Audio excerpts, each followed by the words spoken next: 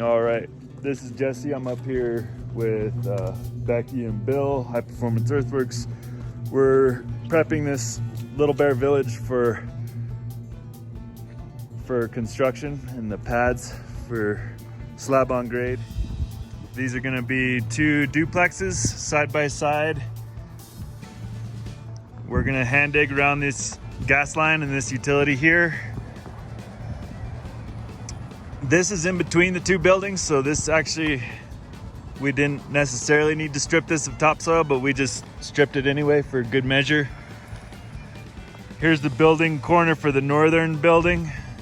And then you can see we're stripping the topsoil here. I know it's kind of hard to see with the sun and the contrast and whatnot, but right in here you can see we have some organics, and then we have some sandy material right next to it. So Becky is basically stripping the organic layer where we have about 8 to 10 inches in some spots. You can kind of see it right there.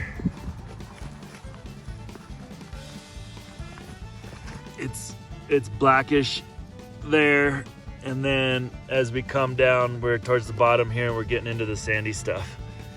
There is a little bit of clay in here. I believe we also have a little bit of water staining, giving it a little bit of that red color. Here's a good example of what we're exposing and getting into. And so basically we want to get sign off from the soils engineer. Here's a good little section where you can see the contrast between, we have the topsoil there and we have the what's underneath right here. So there's a little bit of clay in there.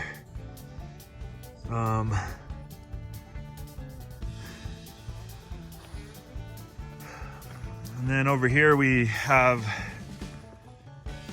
some groundwater kind of coming in and coming through. So this is a soils engineering situation, and there's our pile of topsoil right there. It's getting pretty big. It's probably about 100 yards, give or take. Here's our groundwater. This is towards the west end of the building. This is the main spot where we're seeing any groundwater coming in.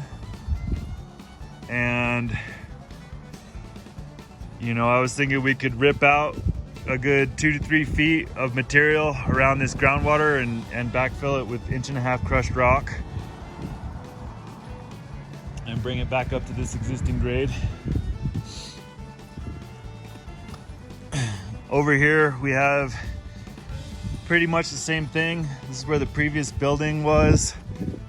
You can see we have, it's kind of hard to see in the video, I believe, but you can see we have some different coloration there. We have the darker stuff kind of right here and then the lighter stuff right there. So we're really down to right at where the 2 soils kind of come together. We're gonna pull off probably another 1 inch or so, and then in the process we'll grade this out nice and smooth and get it to where we can hit it with the roller, the sheep's foot roller compactor. This right here is probably also groundwater. We dug a profile hole here to see if we could hit groundwater. We did have a whole bunch of snow melt right here that was all draining into this spot, so this could very well be snow melt. We don't know for sure. We've had this here for about 2 days now. It seems to be going down, but it is still water there. It's ice at the moment.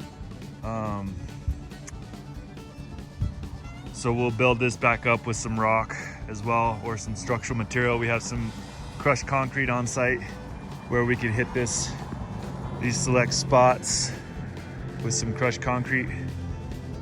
This is the western edge of our building. So we're over digging this by about 2 feet around the perimeter.